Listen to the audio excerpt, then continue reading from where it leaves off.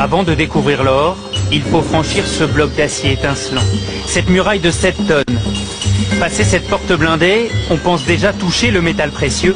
Non, c'est simplement l'antichambre. Il faut être patient et descendre encore à 26 mètres sous terre. Et devant nous, une seconde porte colossale. Seuls 5 agents de la Banque de France ont un accès permanent au coffre et donc les clés pour nous y emmener. Pour des raisons de sécurité, les gardiens du trésor ne doivent pas être reconnus.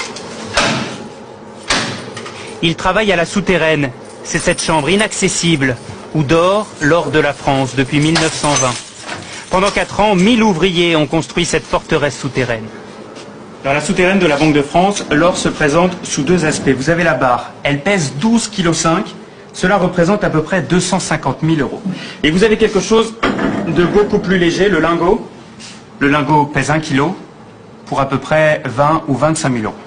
Et au total, 2500 tonnes d'or reposent sur ces étagères. Cela représente 54 milliards d'euros. Depuis 5 ans, le stock a diminué. La France a vendu 500 tonnes d'or pour acheter des devises en dollars et en yens.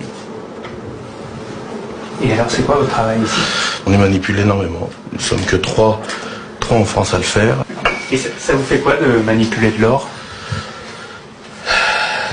D'abord c'est beau, et puis c'est mythique.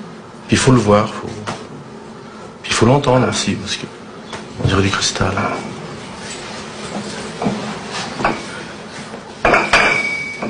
Vous voyez, c'est un son.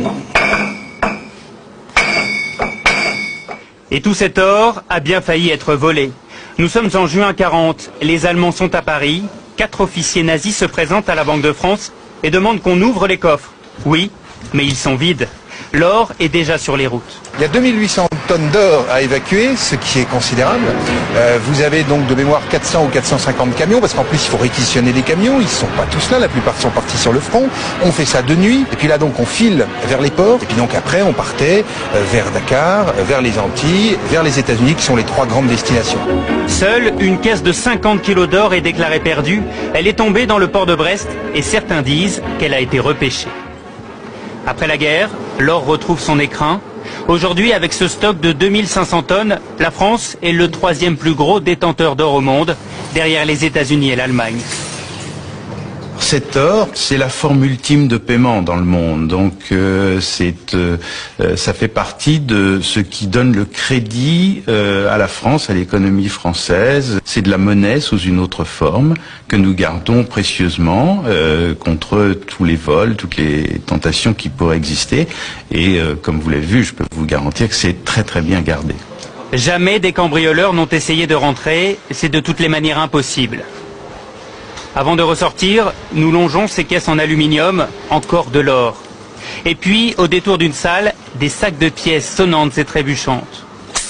Des dollars qui rappellent la ruée vers l'or. Notre voyage au royaume de l'or aura duré 2 heures, avant de remonter vers le monde extérieur.